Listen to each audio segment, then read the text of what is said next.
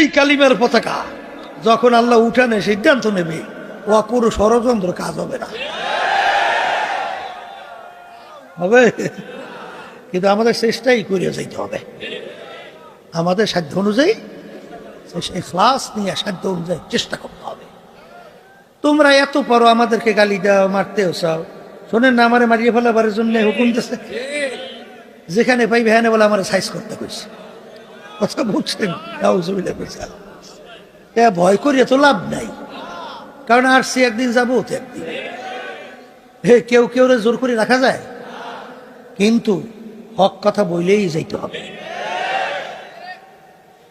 যদি না বলেন তাইলে তো সেখানে কি হবে, জমিন যদি ফাঁকা থাকে আগাছা জন্মাইবে। কি জন্মাবে?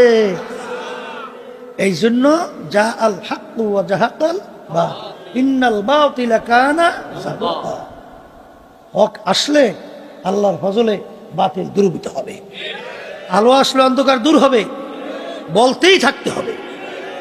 কি হবে তা জানি না, কথা ঠিক না বে ঠিক? আবু জাহাল ওই গ্রুপ আল্লাহ নবী সাল্লাল্লাহু আলাইহি ওয়াসাল্লামের কাছে প্রস্তাব নিয়ে গেছে না, কি চাও নেতা, আরবের নেতা বানাই দেব। কি চাও? সুন্দরী মেয়ে বিবাহ করবা, আরবের সবচেয়ে সুন্দরী মেয়েটা তোমার জন্য ব্যবস্থা করব। কি চাও? সম্পদ, সবচেয়ে বড় ধনী বানাইয়া দেব, কিন্তু শর্ত একটা, এক আল্লাহর পরিমাণে দাওয়াত দাও, আমাদের কার্যক্রমের বিরুদ্ধে কিছু বুঝলো না। কথা ঠিক না ঠিক? আল্লাহ রাসূল সাল্লাল্লাহু আলাইহি ওয়াসাল্লাম কি বলছিলেন? আকাশে চাঁদ চন্দ্র যদি সূর্য আমার দুই হাতে দুইটা দাও, কিন্তু আমি এক আল্লাহর পরিমাণ আনার দাওয়াত এবং তোদের অন্যায়ের বিরুদ্ধে, মূর্তি পূজার বিরুদ্ধে বলতেই থাকবো। আর বর্তমানে এক শ্রেণী আছে না, আল্লাহ মাফ করেন আমার সহ সবাইকে, আল্লাহ হেফাজত না করলে তার বাঁচার কোনো কায়দা আছে? আছে।